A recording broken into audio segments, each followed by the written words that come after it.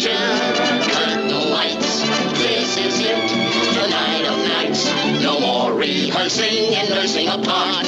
We know every part by heart. Hello there, true believers. This is Head Speaks, a proud member of the Headcast Network family of shows. As usual, I am your host, Aaron Moss, aka Head. This is my mostly monthly Headcast, where I talk about comics, movies, role-playing games, TV shows, and anything else geeky that I want. So sit back and enjoy the ride. Let's begin. What heights will hit? On with the show, this is it. Welcome to Head Speaks, episode 40. Today I've got a very special guest on for my Armageddon 2001 crossover. We'll get to him in just a minute. Actually, let's get to him now. First up, what's in Head's long box? Roll that bumper.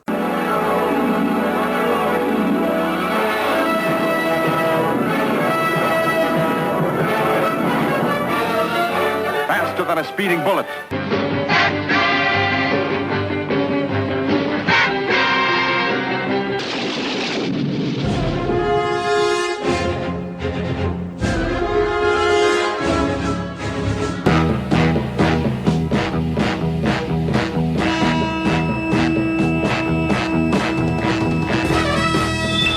In the great hall of the Justice League, Spider-Man and his amazing friends. the Justice League of America versus the Legion of Doom. This is What's in Head's Long Box. Dedicated to truth, justice, and peace for all mankind.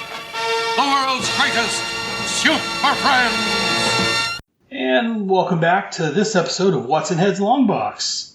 After my small break last month, I am back with the Armageddon 2001 crossovers. This month I'm looking at Flash Annual number 4.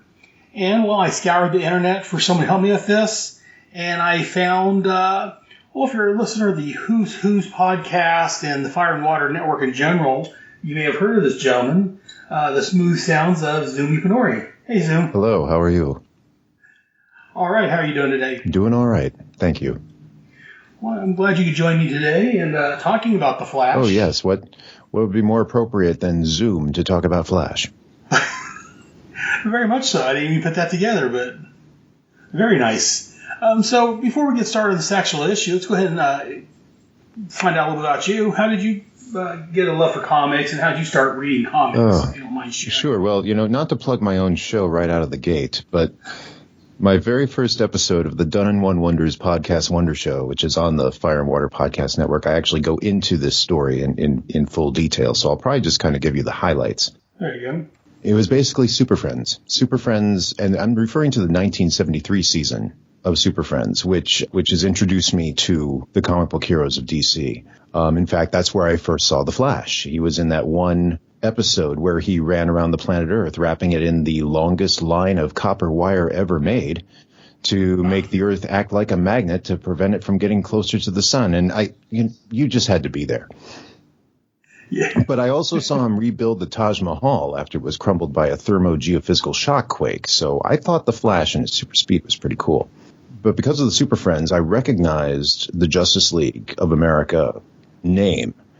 And when I was on my way to visit an uncle that I had never met before in March of 1974, we stopped for a bio break and to pick up snacks at a 7-Eleven. And I actually spotted a copy I actually spotted the Justice League of America logo on a spinner rack.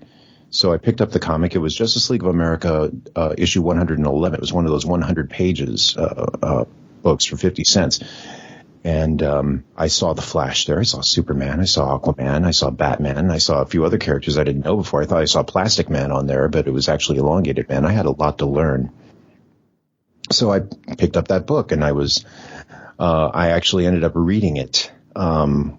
After we got to my uncle's house, I read some of it in the car, got a headache, and then tried to sleep that off. And then when we got to my uncle's house, my parents and my uncle were doing boring conversations, so I pulled out the comic book, which was rolled up in my back pocket because that's how 10-year-olds cared about comic books back in the early 1970s, before people realized they were worth something, and finished reading the story. And it was quite a story. And then when I closed the book, my uncle asked me what I thought of the comic. And I kind of felt like a kid that was caught reading a comic book in class. Because I was pretty much ignoring their whole conversation, but they were talking adult stuff, So I originally didn't know what to say. And then my uncle just said, because this was the story where Libra stole half of the superpowers of Justice League members. And Libra was destroyed at the end, and he took all of the superpowers he stole with them. That's how that story ended. And my uncle looked at me and he goes, Superman and the others lost half their powers. I wonder how they're going to get them back. And I was like, wait a minute, he's sitting all the way over there. How'd he read over my shoulder? I found out he actually read that comic himself. He motioned me to a room in the back where he had all of these file boxes on shelves. And because basically he asked me how long I've been buying comic books, and I said this is actually the very first comic book I bought. And he goes, let me show you the first Justice League comic book I bought. And he took me back to that room, and he pulled out a copy of Brave and the Bold number 29, the second appearance of the Justice League. Right. Yeah. And he said, you can read this if you're careful with it, but first you should read this one. And then he pulled out Brave and the Bold number 28. And he said, now this was the second comic book. This is the second Justice League comic book I bought, but it's the first Justice League comic book ever. So I was a terrible guest that weekend because I spent most of that time just reading all those back issues. He had full runs of Justice League. He had full runs of The Flash. I actually read Showcase number 4, his copy of Showcase number 4, because I wanted to know how the Flash came to be. I did not realize that, I was holding this historical artifact in my 10-year-old hands. I mean, you didn't care about that. I mean, Uncle, he had almost a complete run of the Golden Age Flash as well. I mean, he had actually been collecting comics ever since he was a kid in the 1930s. The reason he actually bought the first Flash comics, number 1. He also bought Action Comics, number 1, right off the newsstand. But the reason he didn't have them was basically he lost them, along with all his other possessions, during the unfortunate internment of Japanese Americans during World War II. So after the war and his family's release, my uncle basically became a self-admitted pack rat and held on to most of the comics he had purchased from the late 40s onwards. And other kids in the neighborhood knew that he was amassing a comic collection. So when parents were throwing out comics, they would actually give them to my uncle. So he'd end up with all of these duplicate comics of various conditions because, there were no bags and boards back then. In fact, he was keeping them in hanging file folders in the file boxes, unbagged. He had like 10 of them in a folder. And he actually needed help sorting them out. So that's what I did that weekend. I was sorting out the comics, and I noticed a number of duplicate comics. And he told me to just compare the two, and whichever one looks like it's in the worst shape, put it in this other box. So that's what I did. And there were about 200 some comics, extras. And when I was done, he started looking through the duplicate box, and he actually pulled out a really beat up copy of Justice League. It was Brave and the Bold 29, which was a duplicate copy. And it was not in the same shape as the one that I had read because somebody cut out the coupon on the back to mail in for a cardboard tank. So, the coupon section of the cover was missing. And he basically put that back in his box, and he pulled out the more pristine copy of Brave and the Bold 29 and put it in the duplicate box. The very first comic book he ever owned. He put it in that box, and then he handed that box to me as a thank you for sorting out his collection and to basically start me on my way to collecting. It's a very nice start. Yeah, I still own that comic book, that Brave and Bold 29. I actually posted a picture of it in the image gallery of my first episode of the Done in One Wonders podcast Wonder Show. So I definitely recommend people check out Xum Show. It's a very nice story. That I'm sitting here wonder at that, like, wow. Uncle Kenzo unfortunately had to sell his Showcase number 4 copy to help pay for medical expenses in his later years. But But he told me that he purchased it off the newsstand, so he must have had a substantial return on investment. Very much so. Wow, that's very nice. Well, I'm just in wonder at your story. This is fantastic. So moving on from that, Armageddon 2001.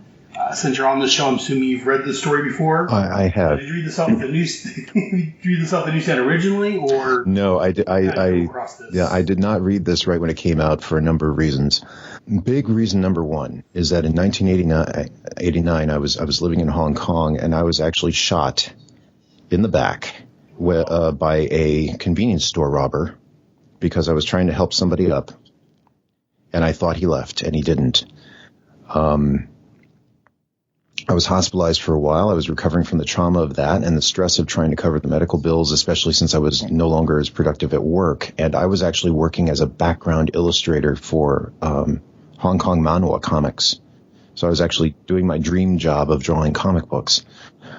And I wasn't very productive. So it was not a very good time for me. And it was very difficult for me to essentially go out and buy comics because they were very expensive over there in Hong Kong because of the foreign exchange rate. And also, I didn't think I was in the right mindset to enjoy them anyway. But in 1991, in late 1991, I moved to Malaysia, my life started to get back into the groove. But again, because I was living in Malaysia, I was earning Malaysian ringgit at local work rates. So with the foreign exchange, a regular comic book would essentially cost $4 to $5 in local money. And an annual would be like 12 to 15 local dollars. So I had to pick and choose. So it would be about a year or two later when my Uncle Kenzo, him again, would basically ship me his entire Armageddon 2001 set because he essentially read it once and did not picture himself reading it again. So he gave it to me. Wow, so that's an interesting story. I like that. Sorry to hear about that. Yeah, your troubles, but wow, that's. Oh, I got better, and worse, but I got better then.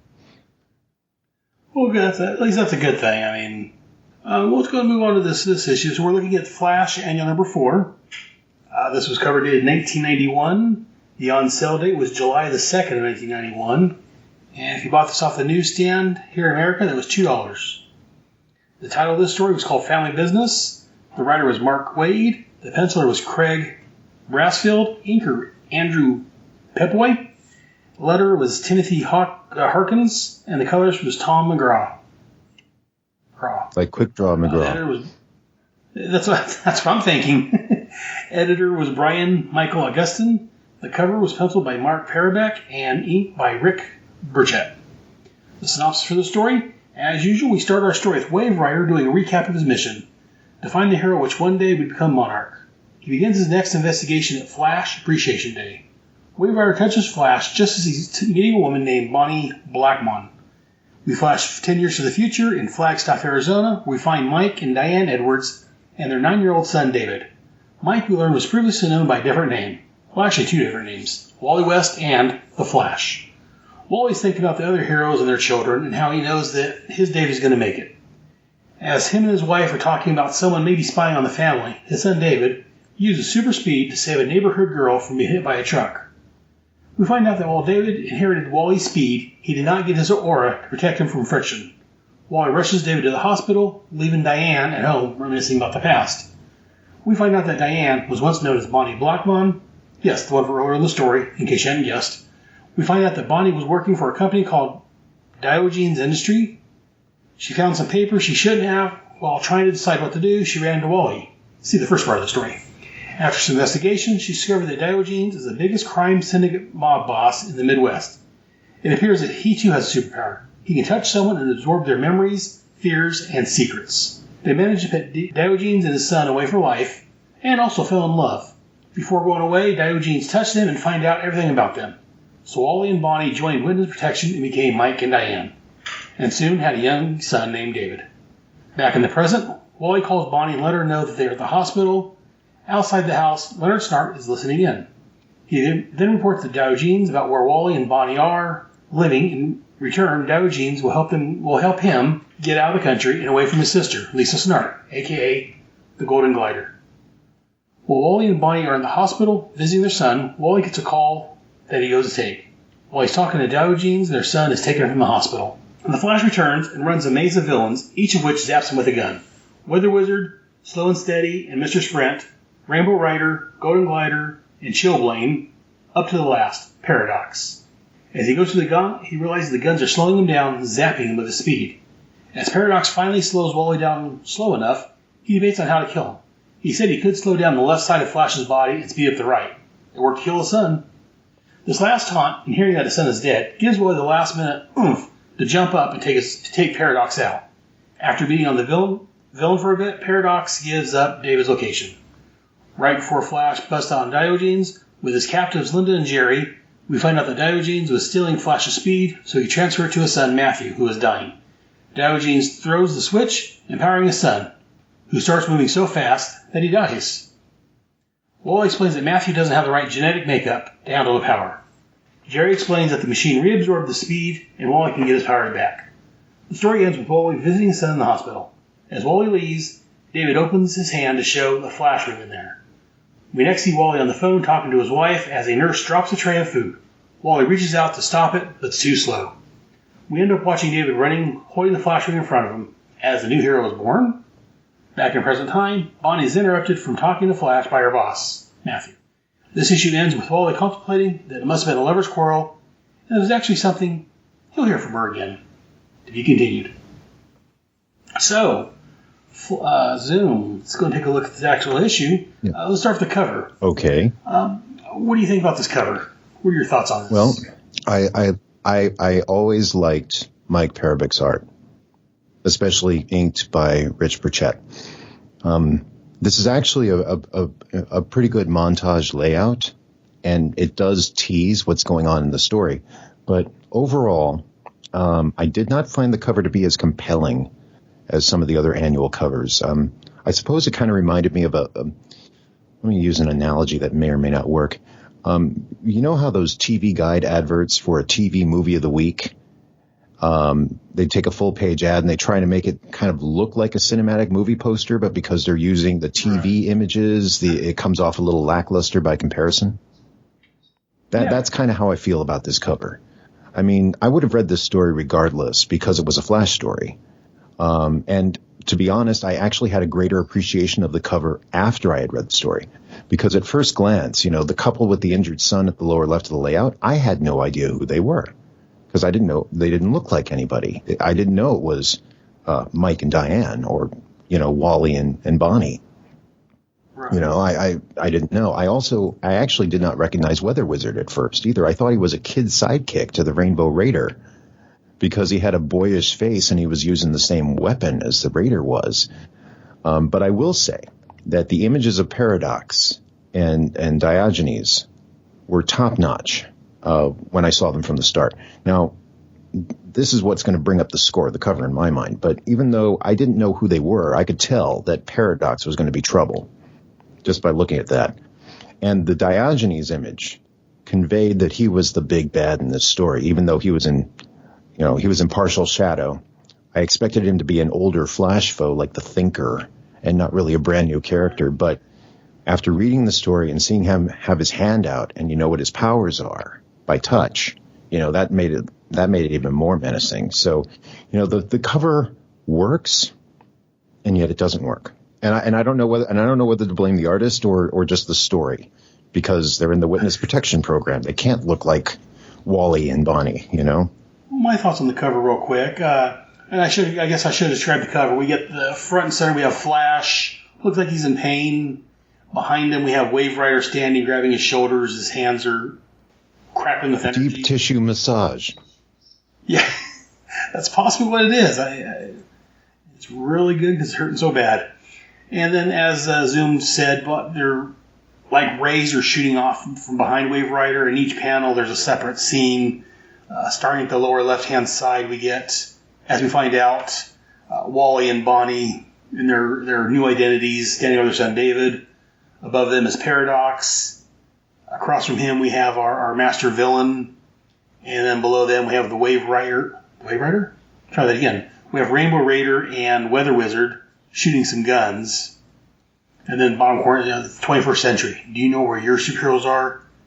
And I'm going to echo a lot of the same thoughts that Xum made about this. I do like the Diogenes, or I can't pronounce the right name, but up in the top right-hand corner, he's got his hand. It almost looks like his hand is closer to us than Wally and Wave Rider are. I just like the way that's laid out. And, like I said, you can tell that Paradox is, he's up there. He looks menacing. And I agree with you that you can't quite tell who that couple is. I don't even think that Wally, I don't think he looks the same there as he does inside the book. No, because to me, his hair is darker. It's like a black, like Bruce Wayne color. Oh, well, the coloring is not. The coloring is not exact. I mean, Paradox isn't colored the same way he is in the book either. Yeah, so he looks like the top. He looks like the top, actually, if you at first glance. Now that you mention it, but yeah. So I mean, the cover's a little off as far as that goes. On a scale of 1 to 5, 1 being a horrible cover, 5 being magnificent, what would you give this cover? I have to put it at a 3. I like the artwork, I like the rendering, but it doesn't work as a cover to me, not completely. And yeah, I see what you're talking about, and I agree with you. And I would probably give it a low 3, maybe a mid 3 at the highest. But yeah, I agree with you that it's a nice cover. In places, overall, it doesn't really work that great as a cover for the story. I didn't know we could do partial 3s. Can I change my number? You sure can. You know what? Yes, no, we'll can. keep it at a mid 3. We'll just put it right smack in the middle. 2.5. I'm easygoing, so yeah, I don't mind people changing their score. And let's move on to the story itself. What are your thoughts on the story? Do you have any? Sure. Well, I believe this was actually Mark Waid's first Flash story. That's correct. And this is a little bit before he started. I made a note by it's definitely before. It was after Flash 50. I know that. I believe this was Mark Waid's first Flash story. Now, again, this came out during the time when I wasn't really in the comic scene. But my uncle kept old Westfield Comics catalogs, and there was a column there by Mark Waid.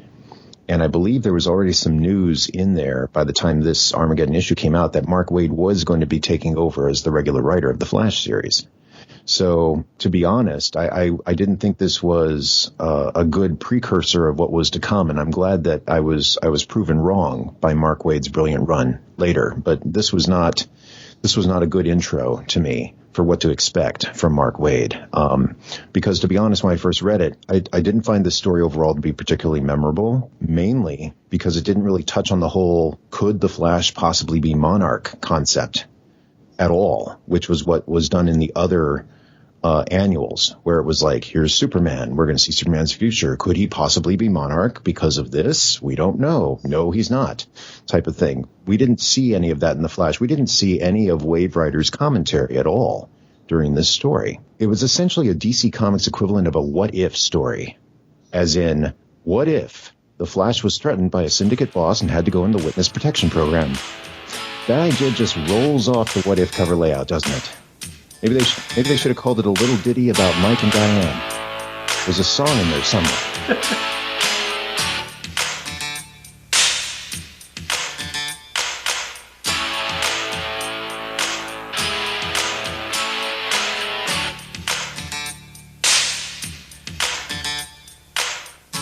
Little ditty about Jack and Diane, 2 American kids growing up in the heartland. Jackie gonna be a football star. Diane's debutante backseat of Jackie's car.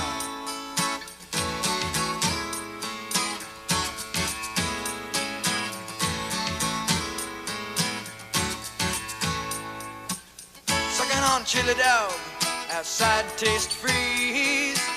Diane sitting on Jackie's lap, got his hands between her knees. That's what I was. That sounds like a song somewhere. But despite the unmemorable story, there were a few scenes and concepts that I did recall before I reread this. The page where David saved the girl from the moving van was well done. And I'll get into the artwork a little bit later, but just that page itself was well done. It was one of the better pages. And the page where Wally puts on the flash ring and ejects the costume. Those two had stuck in my mind. And, of course, some of the concepts were wonderful. The new characters, Paradox and Chilblain, really stood out. Sprint was actually an old villain, one of the Turtle Man's thugs, as well as Slow and Steady. They actually appeared in the Messner-Loeb's run. Flash Volume 2, Issue 32 was their first appearance, and that was a few years before this book came out. But the big idea that really stood out to me was the idea that if someone was to steal the Flash's super speed powers, they would kill that person if they did not have the right genetic makeup to handle it. That was a new angle on the typical Silver and Bronze Age stories where an ordinary person would steal the Flash's speed or Kid Flash's speed and just zip around and cause trouble with no, trouble. So that was a unique concept to me. And I liked that Mark Waid would eventually bring the Chilblain concept in his regular Flash run as a running string of what Wally would call himbos that were given the costume and cold weapons from a mysterious benefactor. But, of course, readers of this annual already knew it was the Golden Glider behind it all. Right. But unlike this annual, the Glider did not personally partner with these Chilblains in terms of doing heists together or doing other things together. In fact, the fourth Chilblain actually killed Golden Glider in the Flash Volume 2, Issue 113. But when I did see Chilblain in the regular Flash strip, I was actually hoping that we would eventually get the backstory on Paradox. But I don't believe that was ever done. Yeah, I don't believe he ever actually showed up in the comic, unless I'm missing something, after this. I don't believe so. I didn't have the time to actually look it up for sure. But I do not recall, and I did read The Flash all the way to the end of Mark Waid's run, and I would like to think that I would remember that. But, of course, I didn't remember a lot of this story. And I actually have... Well, I'm sorry, go ahead. Oh, no, I was going to say I checked Mike's Amazing World of Comics, most podcasters love, and Me too. Yeah, it didn't have any other appearances for Paradox. Okay, well, there we go. And I know I was skipping ahead to the foreshadowing. But before I get to my thoughts on when I reread this story, I have to say that when I read the Kingdom Come series by Alex Ross and Mark Waid a few years later, and when I saw the annotated hardcover a few years after that, which had the family tree charts, and I saw that the parents of the teenage Kid Flash was not Wally West and Linda Park, but Wally West and a woman named Angela Margolin. And I immediately went back to this annual just to make sure it was not the name of the wife in this story. And it was not. But, as I said offline, I actually have a type of eidetic memory. So the fact that I had to go back to the issue showed that this story was not that memorable to me at the first read. That was just my recollection of the issue. When I actually reread this story with fresher eyes, I have to say that I especially like the family dynamic of this alternative future West family, which is a concept that would be one of the hallmarks of Mark Waid's Flash run, in my opinion. I loved how Wally and his son David first interact with that whole weenie ball jab and all of that. That was just so real. And all of the sacrifices the Flash was willing to make for his son, including giving up all of his powers just so David could safely use his. It was a great moment. It was very, very down to earth, and it helped put a little grounding into what is essentially a DC cosmic event. Yeah. Now, I took a jab at the What If title because I did not find the main villain Diogenes. I did not find him, being a business tycoon who was also a syndicate boss. It wasn't all that interesting. But I did like the idea of his power, of learning everything about a person with one touch, and how dangerous a person with that power could be. But somehow I just did not see a superhero whose identity was already public knowledge going into a witness protection program. And to be fair, at least Waid acknowledged that on page 17 by saying that this wasn't Wally's style and that he would continue to do it only until he was sure that his wife and family were safe. And I think that's, again, yeah, much like you have Wally had didn't have a secret identity at this point, but I believe, since he had fallen in love with Bonnie, like Mark Waid covered, that he was just doing it just to protect his new family. And if I'm not mistaken, I'm trying to remember if did his mom get killed or am I misreading? No. Wally's mother was killed. But, Wally's mother would have been a target. First it was Bonnie's, Bonnie's sister, and I need to look at the page as well. The flashback. Yes, it was on page 17. Back on page 17. It was the panel before the one I was talking about. There you go. Yeah. So the father Father was threatened, the brother was beaten, and Wally's mother was killed. That's right. Okay, yeah. So at this point, the only person Wally had in his life was Bonnie. Yeah. Because before this, he had his mom. Mm-hmm. I mean, he had his super friends, if you will. Yes. He had Chunk, but he didn't have he didn't have any family at this point other than his mom. I could see him going into witness protection, again, long enough to protect his wife, because after his mom died, or I said died, if she was murdered, I could see him wanting to protect what family he has left. Yes, it's plausible. It's plausible, but you'll have to forgive me if I don't completely buy it. Let's put it that way. Yeah, no, that is... hiding's not really Wally's strong suit. Right, and at least they admit that on the page. They do acknowledge that. Though I don't know what...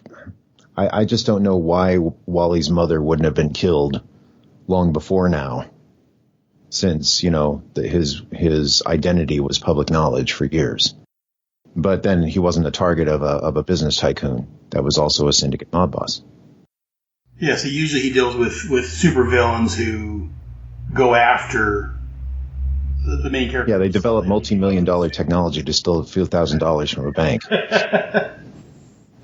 Yeah, so the faking's not their strong suit. There you go.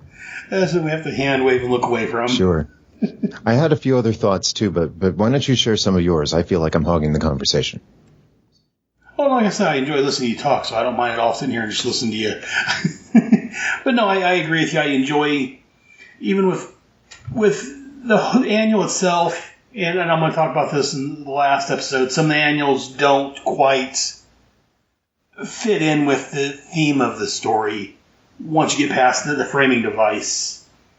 You get Wave Rider in here, and he's talking about why he's there for. But then once we start the actual flashback itself, or flash forward, like you said, it's more of a what-if story. So, but again, the whole family dynamics of it, the way that we can see that Wally, as you said earlier, we can tell that he cares for his son, and they have a very good relationship. And I think that's saying something, especially for Wally, seeing how the relationship he had with his parents. I mean, did have a good relationship. His mom was very clingy, very demanding. His dad was a con man out of the picture most of the time. Yeah, that was a retcon, by the way. I still like the old, Wolfman and Perez characterization of Wally West's parents, which were basically normal people in an extraordinary world. Well, see, I read those years ago, but yeah, I read the Flash series and that kind of supplemented those earlier stories, so I forgot about that. Well, I'm just glad that Greg Weisman brought that back in that brilliant Young Justice animated series. So something to remind you for, but I digress. Oh, not at all. But and like I say, there's some very like Wally reading through the book very fast, much like Wally does. Mm. And I do, like you mentioned earlier, that page 10 where David is jumping off, his bike's disintegrating, he's going so fast, and he's throwing that girl all the way to the bus. Yes. And then we get Wally, a.k.a. Mike, standing in the window, no, staring out, watching his son just in, pain from the friction and the moving at super speed without the oar to protect him. Yes. That's just a great scene. Yeah, and it's not just the friction. Back in the Silver Age, it was the friction, but in the modern age, post-crisis, the aura was doing more than that. It was preventing muscle damage and cleansing fatigue poisons and all of that type of stuff. That was just more to it than just a wind burn. And I got to say that panel, the facial expressions there, that actually works. The artwork, it doesn't work in a lot of other places, and maybe we can go into that when we start talking about the artwork. But first, we're talking about the story overall. Yeah, I do like how when Wally is sitting there thinking about the other heroes, we find out a little bit about Fire, how she lost her child, and he talked about Elongated Man Kid was okay. Zero Man, new character. which is, a new character. I don't think, and again, much like with Paradox, it's something that Wade created that I don't think ever showed up anywhere else. Did they use Zero Man that I'm missing? Do you ever recall hearing of Zero Man? I saw a cartoon series called Zero Man. It was a Canadian cartoon. It was voiced by Leslie Nielsen. I'm sure it's not the same guy. Huh. It's Zero Man. Ba-da-ba-ba-ba-da. Yeah, I don't think I have a feeling 3 listeners recognize that, and they're all from Canada. They know what I'm talking about, and they can probably leave you commentary. But that's the only Zero Man I know. It may have been something that Mark Waid may have been bringing later, or maybe he just kind of tossed it out there to just show that, hey, this is the future. There are new characters we've never heard of yet. Well, it looks like, digressing, it looks like it came out in 2004. Oh, the Zero Man cartoon. Yes. The cartoon that you're referring to. Yeah, it came out in 2004. So. Right, exactly. So, Mark Waid was ahead of his time. Voices of Leslie Nielsen and Ryan Reynolds. Mm-hmm. I've never heard of that. It was a fun little series. I didn't look up Zero Man until we got talking about it. And so, yes, I don't know and I don't know why since... Oh, and to go back earlier, we were talking about when this came out compared to when Wade took over. Yes. This came out the same month as issue 54 of the Flash series. Right. And Wade came on board at issue 62. Right, that's right. So it was almost... Okay, so 54, 62, so that was 8 months later, yes. Wade came so there definitely was news that Wade was going to be taking over. At the time that this came out. So this was, to some people, this might have been, okay, let's see what this Mr. Wade has got. And much like you said, if this was what Wade's run would have been like, I don't know if it would have been as popular as it turned out to be. When Wade came on the book, like in issue 62, he came on, he took off with it. It was brilliant. And maybe it was good that this story was forgettable. Yeah, because then they couldn't hold it against him, and they gave him a clean slate, which worked out well. But as I say, I'm kind of surprised he didn't bring in Zero Man or Paradox, especially Paradox later in the series. Yeah, I was hoping for that, especially when Chillblaine started showing up. Yeah, in fact, this whole storyline never really goes anywhere beyond this story. Well, no, and that's because of the ending. In fact... Right, well, the ending kind of sets it up for possibly maybe something. Well, I wonder about that because, in other annuals, we've noticed that Wave Rider was ending up changing the timeline just by watching the future timeline. And that's pretty interesting, actually. Because he ended up changing the timeline so that the story would never take place. But as my wife Namiko would say, interesting goes everywhere. And in this case, I think interesting went into a very bad place. Because at the end, Bonnie Blackman was being led away from Flash by Matthew Diogenes. And given Matthew's close association with his father, it would not surprise me if Ms. Blackman met an untimely demise off-panel while the Flash continued to obliviously sign autographs. Which I wondered why they never brought it back, why they didn't. Because again, it kind of sets it up. If it's important, I'm sure I'll hear from her again. Like maybe they were going to look into this in the future, but nothing ever happened. So maybe you're right. Maybe that's Mark Waid's way of saying, "Well, she's dead." Yeah, I mean, in fact, it was not clear if Matthew also had his father's abilities. I mean, I don't think his father was actually named. They just kept calling him Diogenes. But Diogenes promised to give his son power, but that didn't mean his son had no power. So, if just looking at the top of page 17 with Diogenes, putting the hand on Bonnie and Flash's shoulder and learning all their secrets and all their family members that he could threaten, you see Matthew put his hand on Bonnie's shoulder in the same manner and kind of has that same look on his face, and if Matthew did have his father's abilities, then he was touching Bonnie's shoulder. He would know everything that she knew, including the incriminating evidence that she uncovered and her plans to give it to a superhero. So either way, I think I think it did not end well for Ms. Blockman.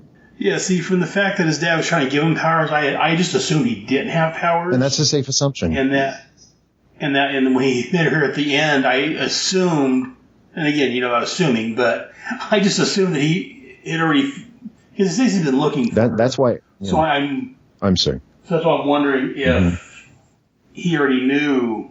Yeah, I don't assume. I presume. Because when you presume, you make a prez out of you and me.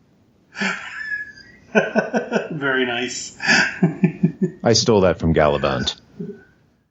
Well, there you go. But yeah, I do like here at the end, page 52, when he's talking with Jerry and Lindy. Jerry's like, "Well, your power's back in the machine. We can give it back to you at any time." And then in the next page, he gives his flash ring to his son.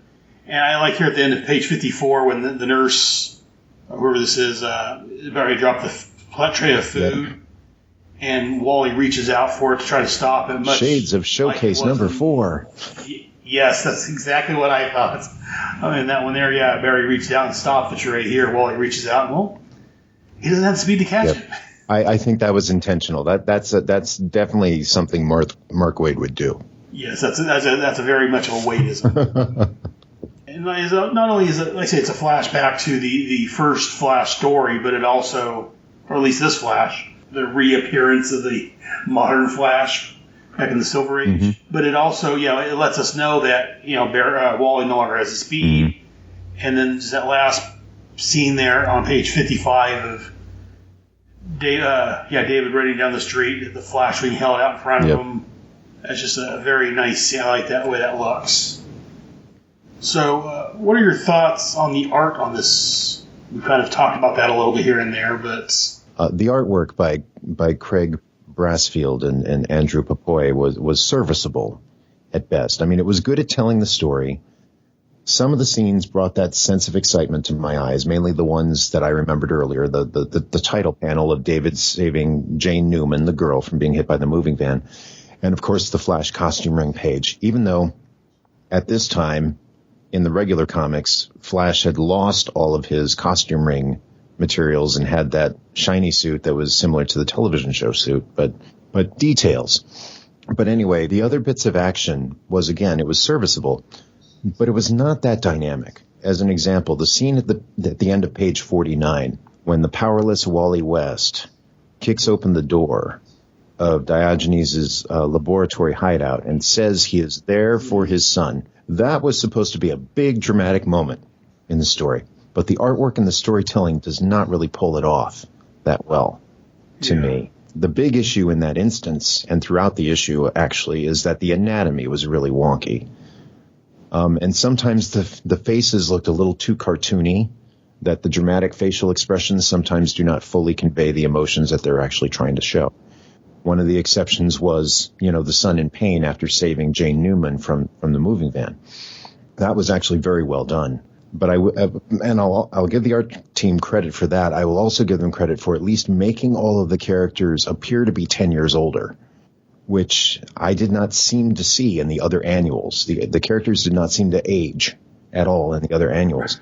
The only exception being Captain Atom looked older in Armageddon 2000 number 2. Sorry, 2001 number 2. But, also because this was the artist's first outing drawing the Flash, I could not tell who some of the regular Flash characters were at first glance during Flash Appreciation Day, with the exception of course, the Flash himself because of his distinctive costume, and Chunk because of his body type. But Mason Tollbridge, Tina and Jerry McGee, they needed a name placard in front of them at the Flash Day event for me to know who they were. And to be honest, back to page 17, we seem to love page 17. I originally thought that the man that was spying on the future West family, which was on the last panel of page 17, I thought it was actually Captain Boomerang and not Captain Cole. You know what? That's the same thing I thought. I thought the same thing until the next page when he's introduced as Leonard Star. I'm like, oh, okay, I thought that was Boomerang. That was my Boomerang to me. Yeah, so it wasn't just me. No, I had the same thought you did, so I thought it was just me. I'm glad to see I'm not alone on that. And even, Leonard Snart's face just doesn't look right. I'm wondering if he's actually supposed to be disfigured a little bit. He is. He's supposed to be. Like, he's supposed to be scarred by from his sister. Yeah, by the ice skate blades.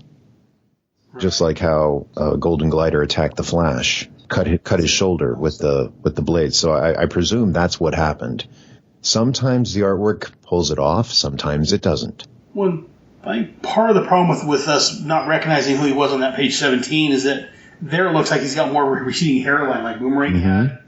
Where in the next page, it's not a pronounced receding hairline like it is there. Yeah. It's just, like you said, the art's it's inconsistent. Yes, that's the word.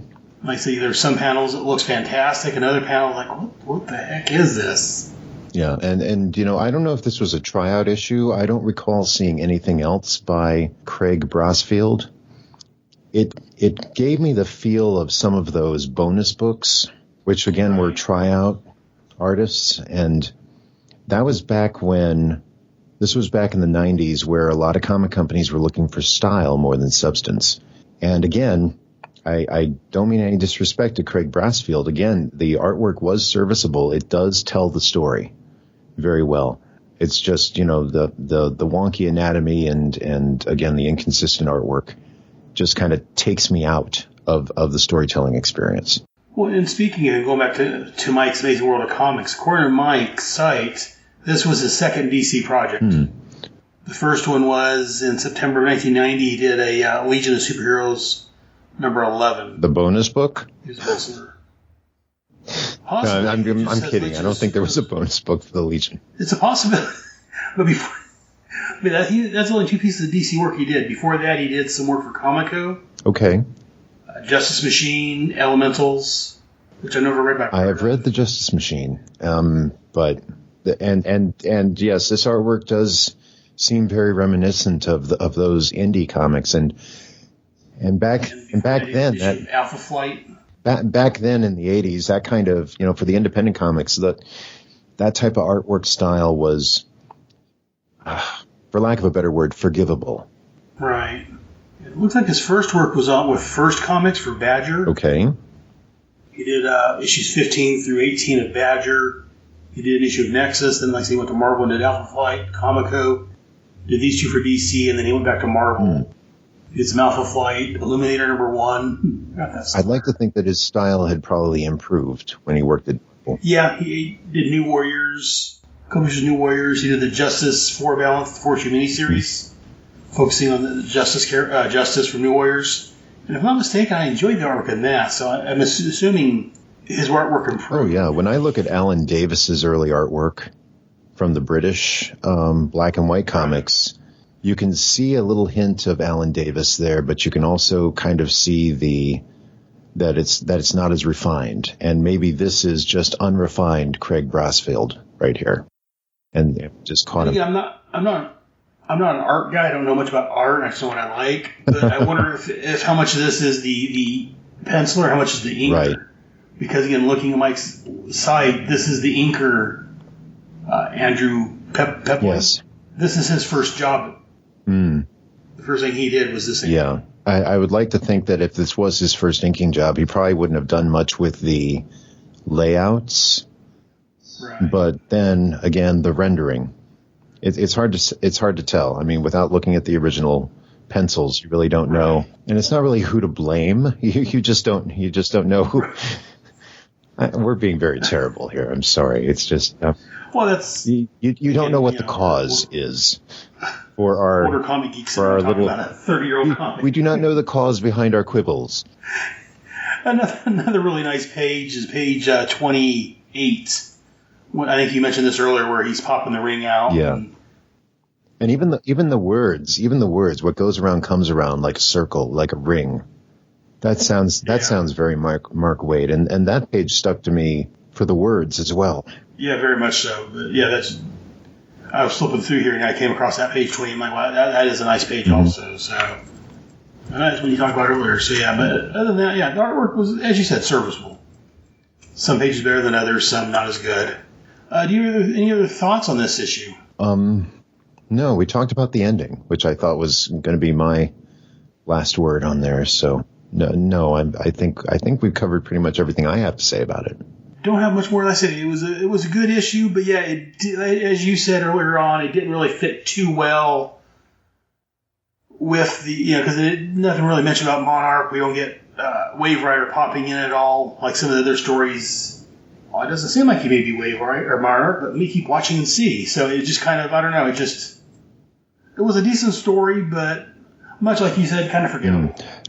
I don't recall seeing Wave Rider taking the form of other people either, like he did in page 2. Was it page 2 or was it page? I'm going from memory here because I don't have the.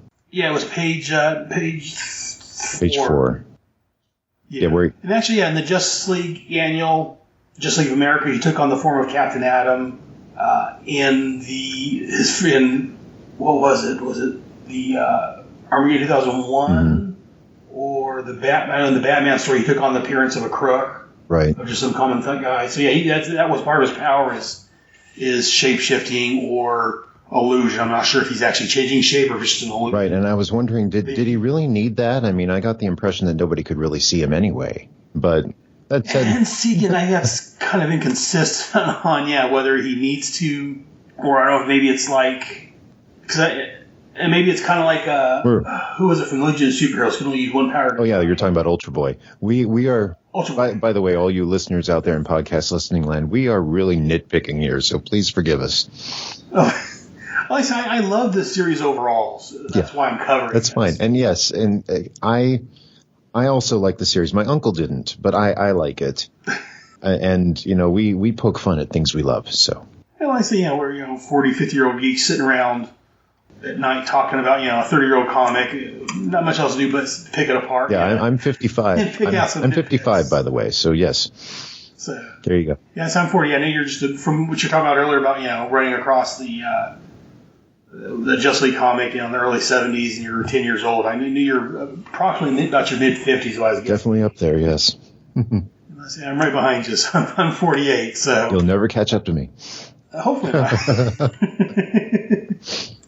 But so if you have any other thoughts on this issue, we'll go ahead and call it in on that. So overall, as a series, yes, what are your thoughts on, discounting the ending, which we'll get to a little bit later, what are your thoughts on the overall Armageddon, besides some of the issues not being very memorable? Well, yeah, it was that inconsistency among the annuals, and to be honest, that's what happens when you do this annual event with different teams. Because I think Armageddon 2001 especially, and there are probably some others, like Eclipso, The Darkness Within, and maybe Bloodlines too, where basically it was almost like going back to Crisis on Infinite Earths. There was an editorial edict to feature the Monitor as a precursor to Crisis. And you just have to have the Monitor show up, and the Monitor is supplying weapons to villains.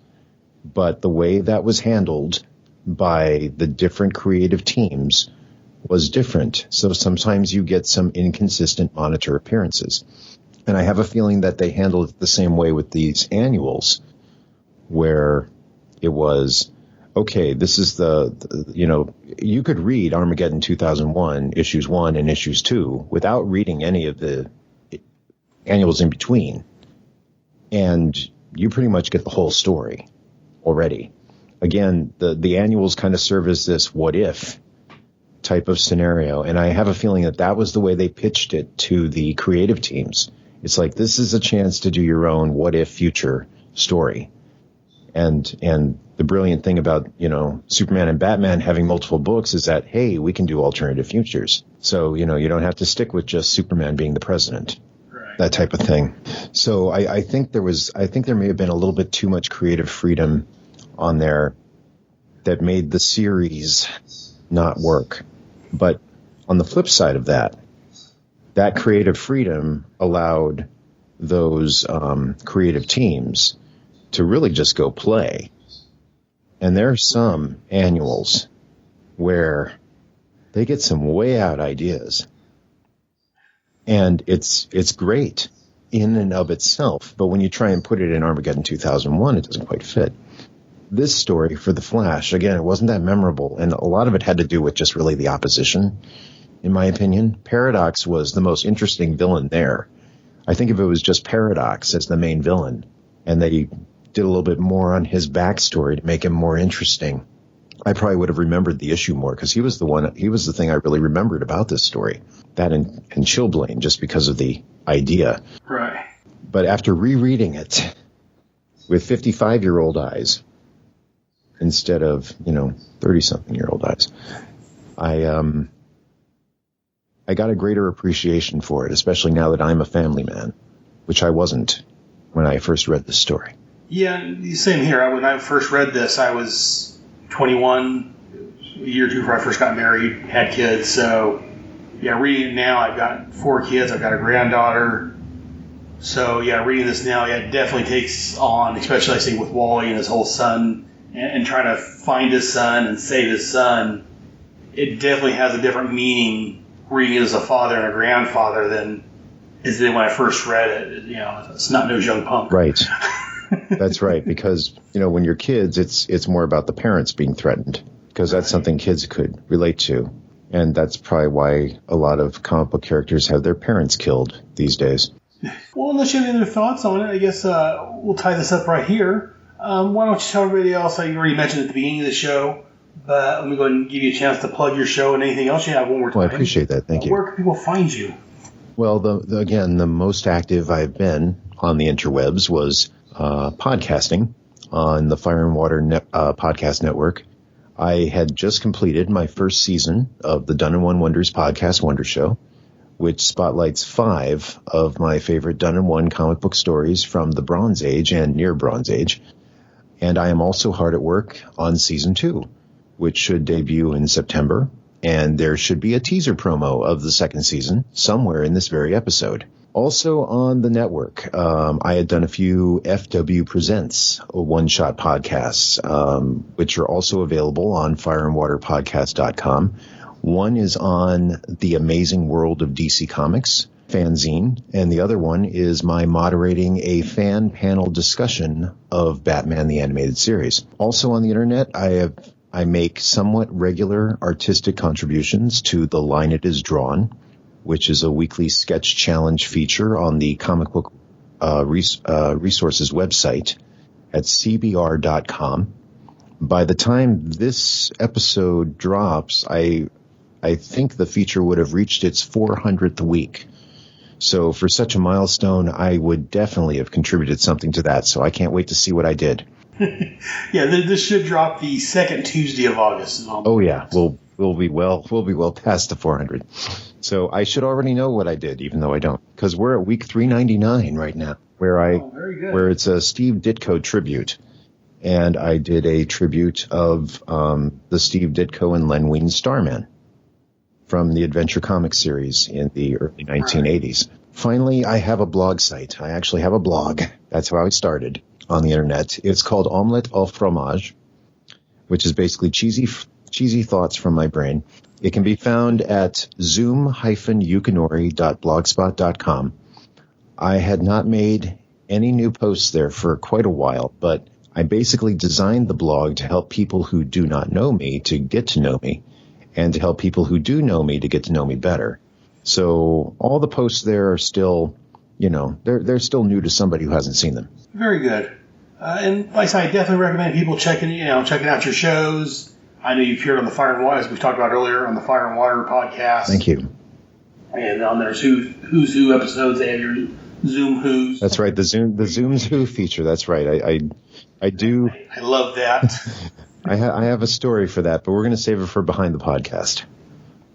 There you go. So, well, again, I thank you very much for taking time out of your day to talk about this. Sure. As I said, I enjoy listening to your comforting tones of your voice. So, even though I have a slight scratchy throat. That's right. I'll have to get you back on one of my shows, talk about something else one of these days, just because I enjoy talking to you. But well, if the opportunity arises. Thank you very much. Thank you for having me. We're going to take a break, and I'll be right back. Head Speaks will be back after these important messages.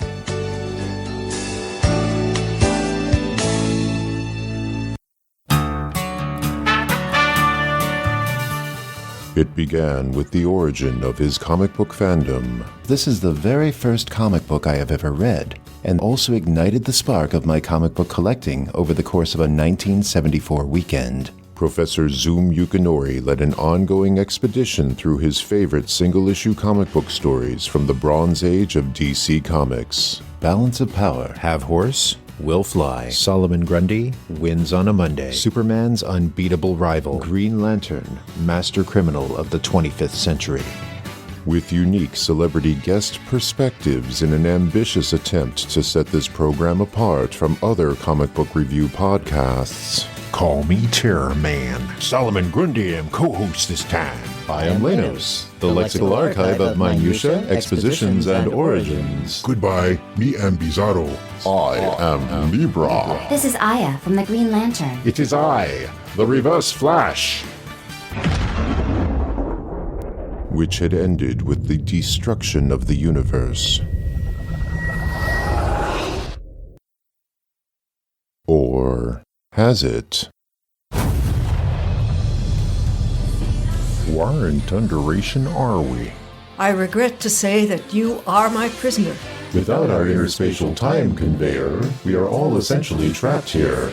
Can't summon the willpower necessary for my power ring to pull me free. For nearly 2 decades, I had carried her ghost within my heart. Experience the wonder. Great wings of Mercury! Of an all-new season. Solomon Grundy fought little pointy-eared man before. Let us get back to the story, shall we? Down, down, and approach. Of the Done in One Wonders Podcast Wonder Show. Only on the Fire and Water Podcast Network. Allow me, Entity Terror Man. That does it. They ain't messing with no timelines ever again.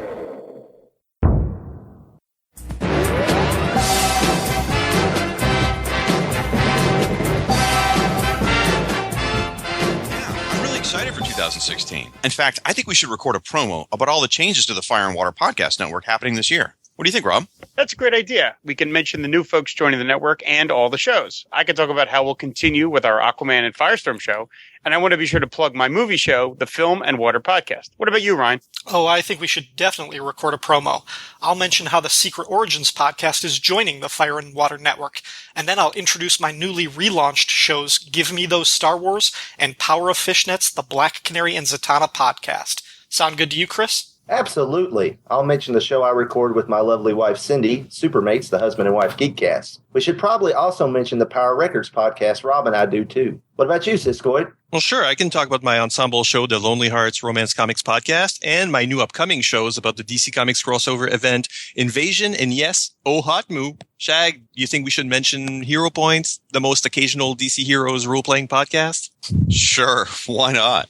And I can talk about Who's Who, the definitive podcast of the DC Universe, and mention my new upcoming show, Justice League International, Wahaha podcast. Now, here's what I'm thinking. When we record, I'm fine being the first person talking. I can explain all the changes to the Wait a minute. Why do you get to start the promo? I'm just as much of a part of this as you are. It was my idea to create the Fire and Water podcast back in 2011. I should start off this promo.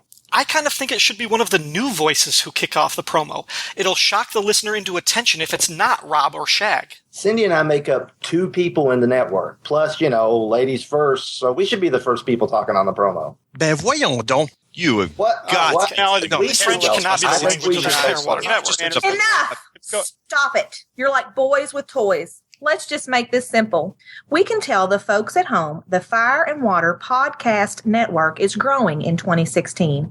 Several new shows are joining the network. We'll have a new dedicated website, a Twitter account, and Facebook page, and folks will be able to subscribe to each individual show or all of them. See, now was that so hard?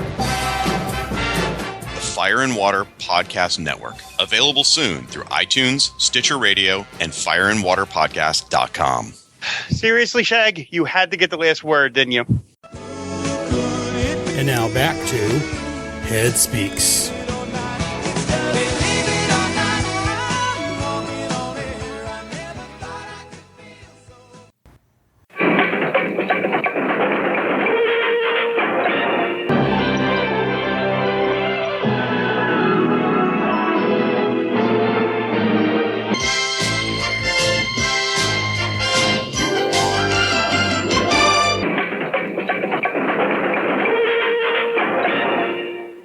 This month on At the Movies with Head, I'm not going to so much talk about a movie or TV show or anything, but I'm going to talk about the trailers shown at the recent San Diego Comic-Con. I haven't been there in years. Anyways, that's not what this is about.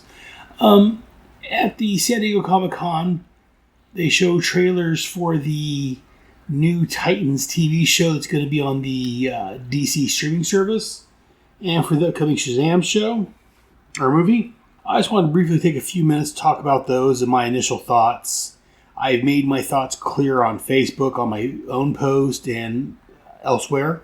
But I've got a podcast. I talk about things, so let's talk about it. So first up, let's talk about the Titans trailer. First of all, my background. I'm a big fan of the Wolfman Perez Titans from the late 80s through the early mid-90s. Up when it got to around issue 100, a little after, I started to check out. I still read it. I still bought it because I'm a completist like that. But it wasn't quite as good. And a lot of people kind of checked out at the Titans Hunt. I enjoyed that. I don't like what Marv did with Jericho just because I'm a big Jericho fan. I think there's like me and like one or two other people in the fan club. But I enjoy Jericho, so I didn't like that. But I enjoyed Titans Up. If I say it, I even enjoyed Team Titans. I enjoyed that whole run up through right issue 100 is when it started to go downhill for me. The Jeff Johns run on Team Titans was pretty good. For the most part, it wasn't as good as the Wolfman Perez run, but that was during my introduction to comics, so nothing's going to be as good. I don't care for the New 52 Titans as much. Some of the recent stories have been alright. I hate Damon with a passion. I want them to bring out another 900 number so we can kill him off too, but that's another story entirely. So that's my little quick background on the Teen Titans. So now to talk about the Titans trailer. And I made my comments and my suggestions and thoughts made on Facebook. And I've had people say, well, you can't judge it on a trailer. You know what? The heck with you. That's what a trailer's for, is to get people to watch it, for people to make judgments on. They want people to make good judgments, but you're going to have your judgments whether they're good or bad. So these are my thoughts on it. Again, I'm not watching the trailer again right now. I'm going off what I remember from the trailer I've seen a couple of times so far. First of all, my complaints, of which I have so many. In fact, again, they're using this trailer as their push for their streaming service. If this trailer is what I have to go off of, I would give their streaming service a big negative. I know that they're going to have comics on there. They're going to have a bunch of old TV shows and movies. That makes it enjoyable. I know they have an upcoming Doom Patrol TV series I'm interested in. But the Titans series is the only thing we've seen so far. And so far, I give it a big thumbs down. I'm trying to think of positives of it. And there's not a whole lot, unfortunately. Again, as I said, I'm a big Wolfman Perez Titans fan, so take that what you will. I can't think of any positives offhand. I'm just trying to think. I can't think of any positives offhand. Everything I can say about it is negative for the most part. So let's get into the negatives. It starts out showing Robin, which we've been told is Dick Grayson, fighting some bad guys. He says, Batman.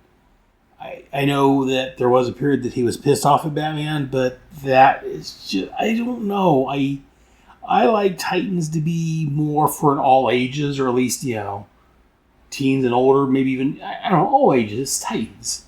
I don't like that attitude of Dick Grayson. If it was a Jason Todd Robin, I'd be a little okay with it.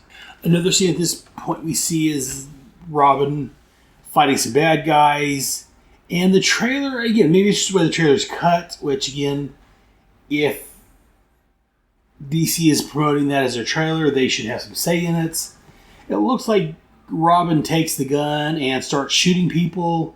He steps on one guy's head, and I don't know if he's snapping his jaw or his neck, but this Robin, again, especially for Dick Grayson, if it was Jason Todd, I could understand that. Jason was a bit more rough around the collar, if you will. or rough around the edges. But for Dick Grayson, he shouldn't be quite so bloodthirsty. I don't know. I just don't like the way they're doing Robin here. His costume, some scenes it looks, or some pictures I've seen it looks alright. Some I've seen the darker darker colors for it. I don't like, as I've said before. Batman, yeah, can have darker colors. Superman should be bright and blue and red and yellow. Robin should have bright reds. He, as basically back in either year 3 or Lonely Place of Dying or Living, whichever it was, back in the 90s when Tim became Robin, he made a comment that Robin was to counterbalance Batman's darkness. So he should be a lighter, brighter, more color.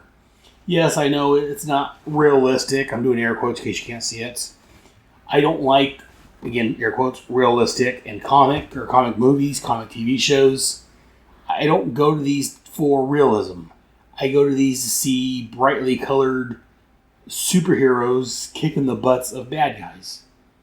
So when someone says, oh, it's more realistic and it's darker, you know what? The heck with you. I don't want realistic in this. Another complaint I have, Gar, from pictures I've seen, it looks like just his hair's green. Gar is Beast Boy, aka Changeling, who is a member of the Doom Patrol, joined the Teen Titans. I love Beast Boy. He's a great character. I don't like the fact that he doesn't appear like he's going to be green. Again, that's part of his character to me. Speaking of characters that are colored wrong, Starfire. Again, in the comics, she's an orange, tall, very buxom beauty. In here, she is a black gal with a crappy red wig, and she's dressed like a hooker. As we've talked about elsewhere and on other Facebook posts, she's dressed like a hooker. There's another way to put it. I know you're not supposed to say that nowadays. Women have agency and blah, blah, blah, blah, blah. All this PC crap, but I don't like the way they're doing Starfire. She's not tall. She's not buxom. She's not a beautiful orange skin. But brother, head, there's no orange skin. Well, that's when you get CGI. Well, you can't do orange skin and CGI. It won't look right. And you can't do green either. Yeah, Gamora looks awful, doesn't she? In case you can't tell them over my podcast, that's sarcasm. Starfire, and again, like I told other people, if you can't do the character like she is in the comic, in my opinion, don't do her. I think she needs to look like she does in the comic. She needs to be a tall, orange-skinned, I guess it's red hair.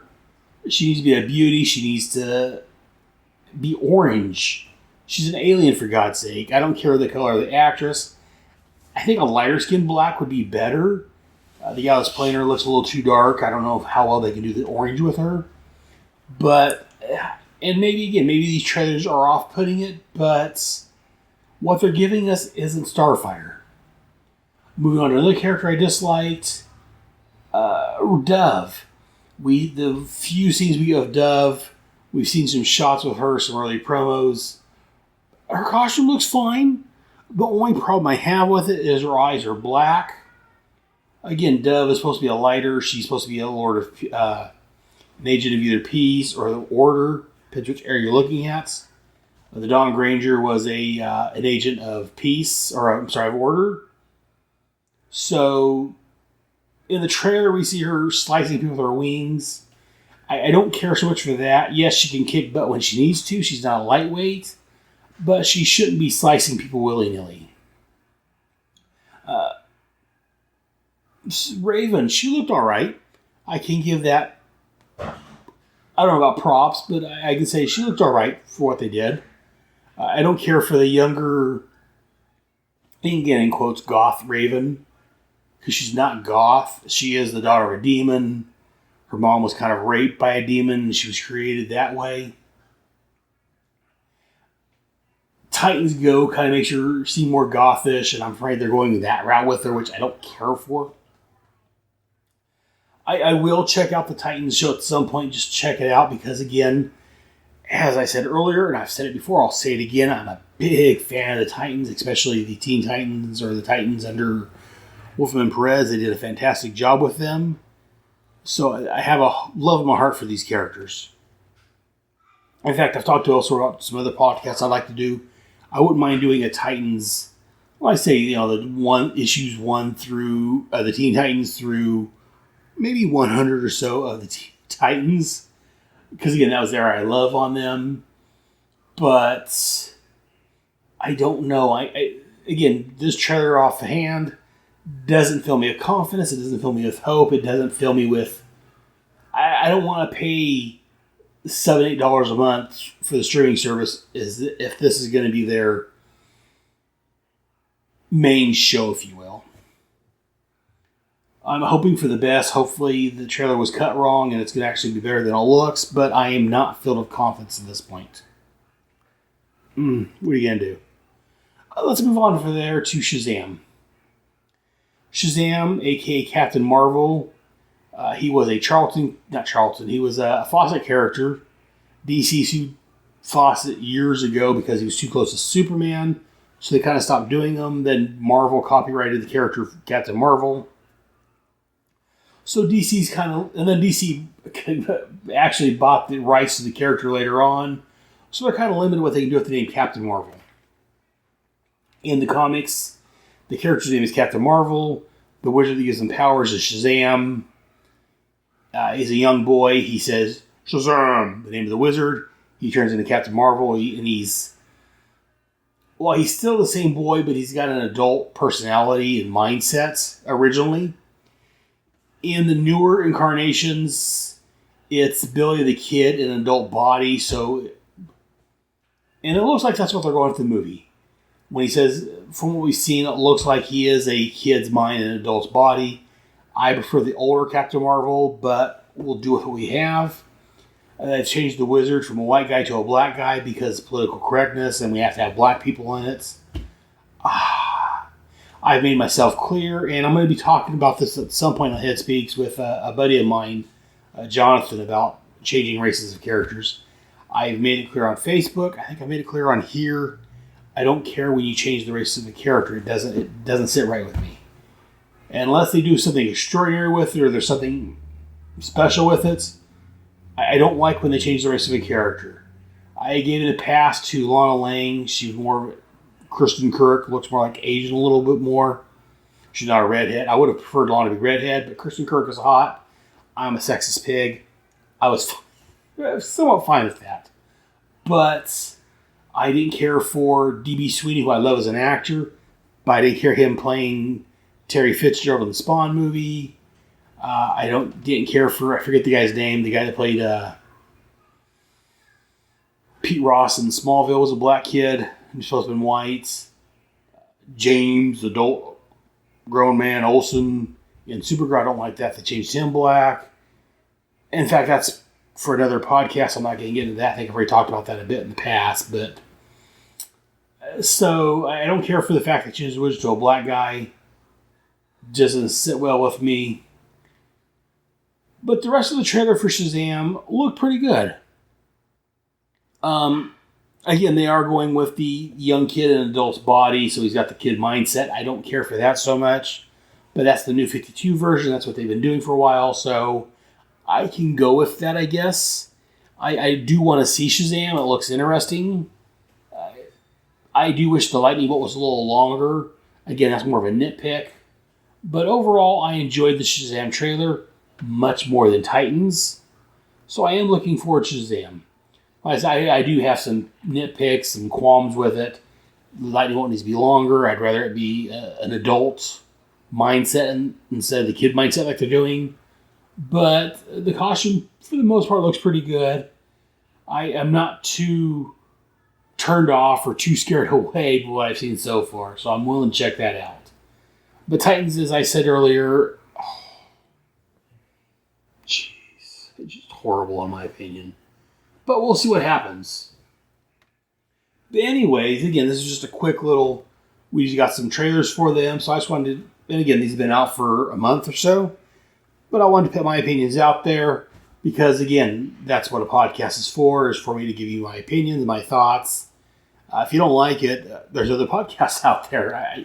I love listening to people. I love, if I'm wrong, let me know. leave feedback on the Facebook page, on the blog page, head.headspeaks.com, or send me an email to head@headspeaks.com. Let me know if I'm wrong. Again, it's my opinion, so I can't be wrong. That's how I think. That's my opinions on it. But let me know what you guys think. I'm curious to hear about you guys and what you guys think about the Titans trailer and the Shazam trailer. I'm excited for Shazam. As I said, not so much for Titans. I'm excited, I guess, for Doom Patrol, but a little weary from what I've seen from Titans. So, because again, I'm not a huge Doom Patrol fan. I'm not like Paul Hicks or Mike Garvey over the Waiting for Doom podcast. I'm not doing a podcast on Doom Patrol, but I do like Doom Patrol, so I'm curious to see what happens with them. But that's all I got to say about that. Let me know what you guys think. Send me an email, leave me a Facebook comment, leave me a message on the website. Curious what you guys think. Now, let's take a moment for Head's Mailbag. Mail time. The mail's here. Here's the mail, it never fails. It makes me want to wag my tail. When it comes, I want to wail. You've got mail. And now for Head's Mailbag, let's start with Facebook, actually. I was going to do Twitter, but that's a list of names. Yeah, let's do Twitter first. I'm juggling this in the air. So we're going to do Twitter. These are going that's liked or commented or anything over the last couple of months on my Twitter account on the Headcast Network. It's a good-sized listing, and I appreciate each and every one of you guys that have retweeted or liked or commented on any of my statuses.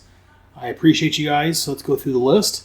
Let's start with Aaron Henley, Adam, Atelian Rising, BGSU Batman Conference, BK on the Air, Brian Mulvey, Checker Pass Podcast, Coffee and Comics, that's previous guest Clinton Robinson, Comic Book Chuck, Comic Cove, Comics Tweets, Dave's Travel Corner, DC in the 80, that's our buddy Justin over at the DCin80s.com, DC OCD, that's our Australian friends Paul Hicks and Mike Garvey, who's doing a fantastic job looking at all the DC crossover events, Debster70, Delvin, aka Dark Webs or Felix Leiter, I can't read, sorry about that. Delvin, he's over on the Long Box Crusade, Donald Uhura, El Roberto, Elena Levin, Gal Walks into a Comic Shop, Hagar the Horrible, Hicks.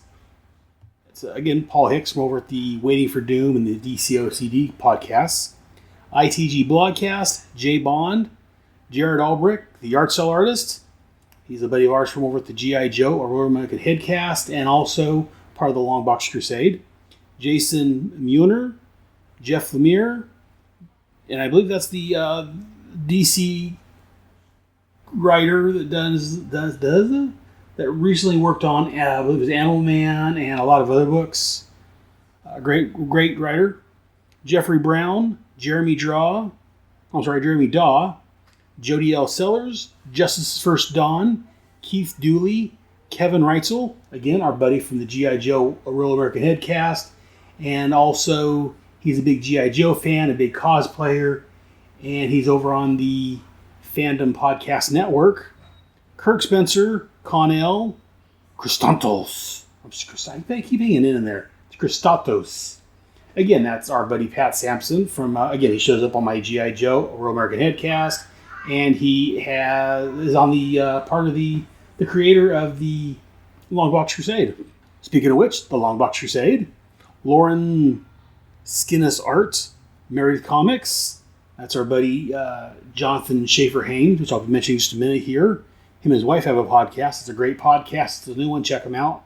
He was also on a recent episode of G.I. Joe or Real American Headcast. Moonman Neil Alejandro, Peyton I Like Tunes Pressgrove, podcast partners R&D Adventures. That's Ruth and Darren. The Sutherlands, great couple. Got some great podcasts. It's Rare Comic Books, Relatively Geeky. That would be, I believe, Professor Alan Quarterbin and his whole podcasting crew. Ricardo Jimenez, Rob Helden, Robert Michaels, the Rolled Spine Podcast, Russell Bragg. Russell's over on the the DC Comics Presents show that's getting ready to wrap up here soon. Ryan Daly of the Cheers cast. So Ryan Daly used to be a regular on my G.I. Joe or Headcast. He had a Secret Origins podcast plus several other shows. Great guy. His newest one's called the Cheers cast. It's a great show. Secret Wars and Beyond podcast. Shield Boy, Terrence Castangoy, The Chair, The Hammer Strikes, random geeky stuff. The Hammer Strikes, our buddy Gene Hendricks. I've talked with him before in the past, and he's a great guy. The Uncanny Abel Padzilla, Tim Price, Checker Talk, Vikes Garzon, Warlock Thanos podcast, Weasel Skull, that's Jared's brother, and Writer's Bagel Basket. Over on Facebook, the list is shorter. We just have Christopher Luke, the Irredeemable Shag, and Jonathan Schaefer-Hames. And speaking of Jonathan Schaefer-Hames, he made a comment on episode 38. That was the Action Comics annual number 3 I did with Michael Bailey and Clinton Robinson. Thanks a lot, guys. Jonathan says, my favorite part is where a team of scientists says that Superman is born in the USA and everyone accepts this immediately with nothing resembling controversy over demanding a birth certificate. The far future 2001 will be happier days. And I made some comments on there that I'm not going to repeat here. It's very political. I didn't get too much into it, but we all know where I'm going with that. But anyways, and then after that he said, seriously though, I'm quite enjoying the behind-the-scenes segments. Trying to start new one. Try that again. He says, trying to start one's own podcast is a tricky business, as you are aware. So it's great to hear people's first-hand experience. And it's always a pleasure to hear Pat Sampson talk about stuff. That's when I had Pat Sampson on Behind the Podcast. So thank you very much for writing in, Jonathan. I'm going to have to get you on this show at some point. Again, I know I've had you over on my G.I. Joe, and we're talking about getting me on one of your shows, but we'll have to wait and see what happens. But that's it for Heads and Mailbag, and that'll do it for this episode. Be sure to join us next time, and as I can see my Armageddon 2001 crossover, and remember, Head has spoken.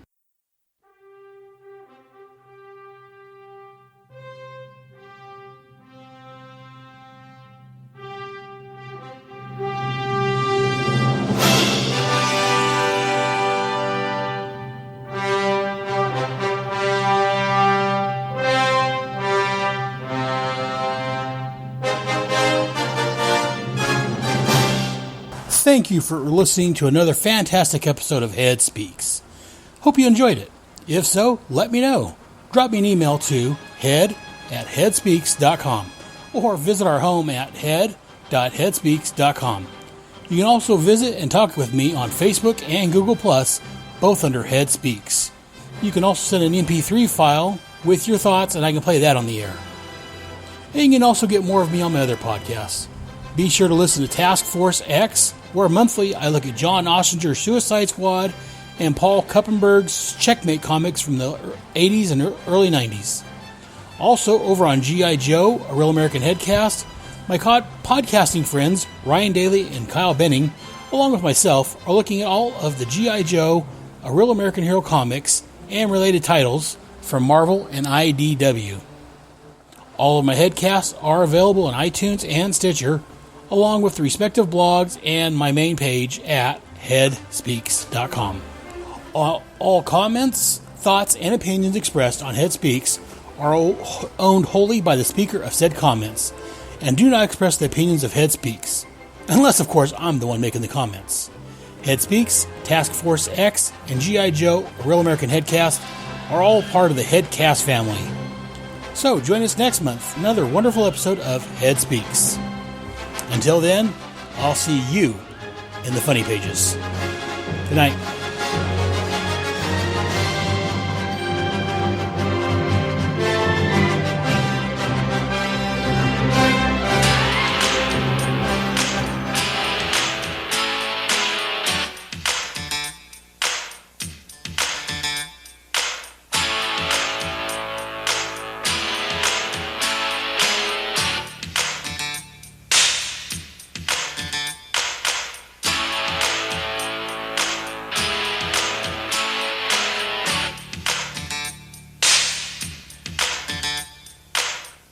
Little ditty about Jack and Diane.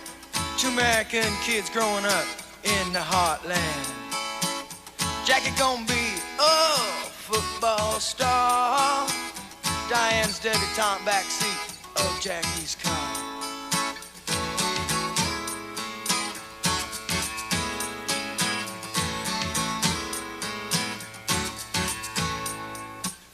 Sucking on chili dog, outside taste freeze.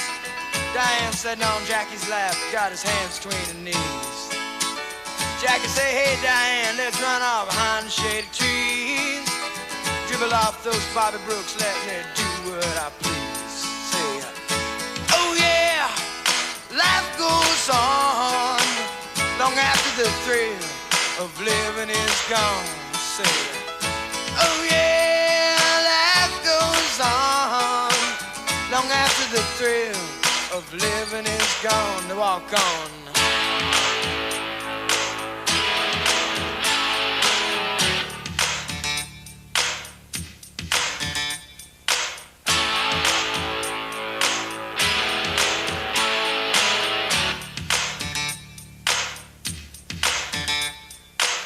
Jackie sits back, collects his thoughts for the moment, scratches his head and does his best James Dean. Well, then there Diane gotta run off to the city.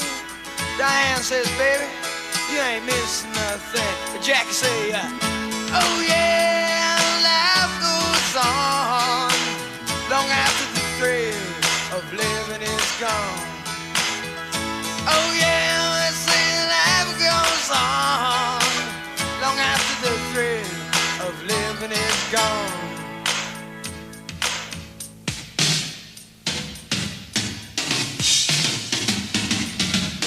So let it rock, let it roll, let the Bible bell come and save my soul.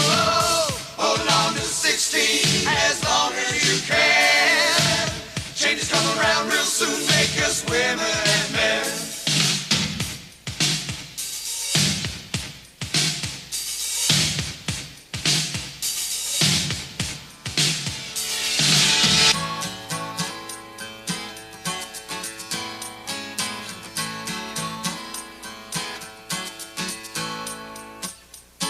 Oh yeah, life goes on long after the thrill of living is gone. Oh yeah, they say life goes on long after the thrill of living is gone. A little ditty about Jack and Diane, two American kids doing best they can.